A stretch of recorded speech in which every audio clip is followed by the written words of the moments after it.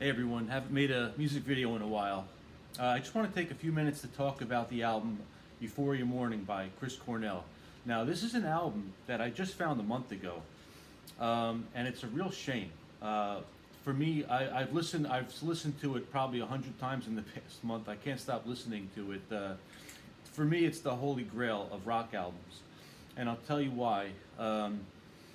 So this album came out in 1999, and I had heard the single "Can't Change Me," and I was like, "That's okay." At the time, I was probably listening to heavier stuff.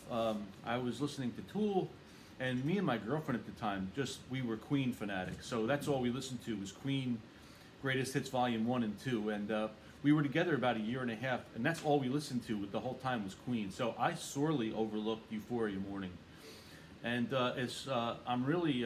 I'm really thankful that I discovered it last month. I just stumbled on it by accident, I think, on Spotify.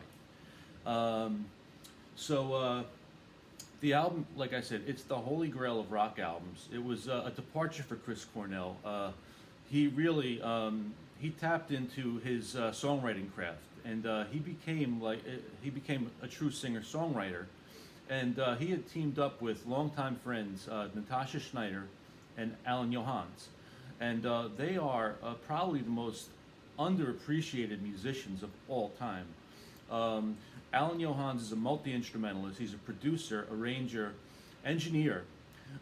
Euphoria Mourning was actually recorded and engineered at Alan Johans and Natasha Schneider's home.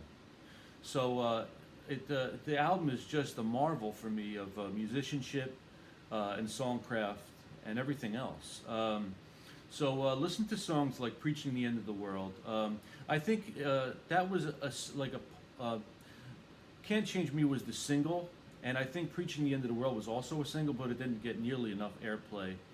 And so listen to "Preaching the End of the World." There's a song, my favorite song on the album is "Disappearing One." There's "Pillow of Your Bones," which was written entirely by Natasha Schneider and Alan Johans. And now, "Disappearing One" was composed by Alan Johans and Natasha Schneider, and Chris Cornell wrote the lyrics to it, and it's just a gut-wrenching song. There's so many key changes.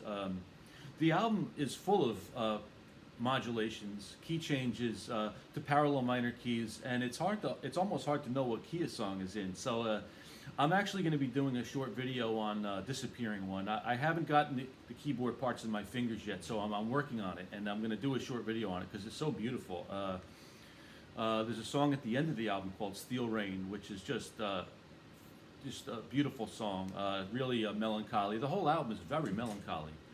There's another great song called "Follow My Way," which is a Zeppelin influenced song, just masterful guitar work. You'll really enjoy it. Give it a listen. So what I realized was "Can't Change Me" was probably my least favorite song on the album. So that's the ironic thing. But I still can't stop listening to the album. There's always something to discover. Every time you hear it, you're going to discover something new. So give it another listen. I mean, it's a real shame it didn't sell millions of copies.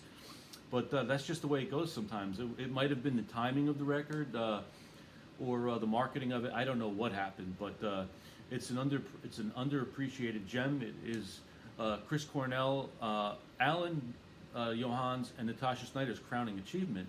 It's a beautiful album, so give it a listen.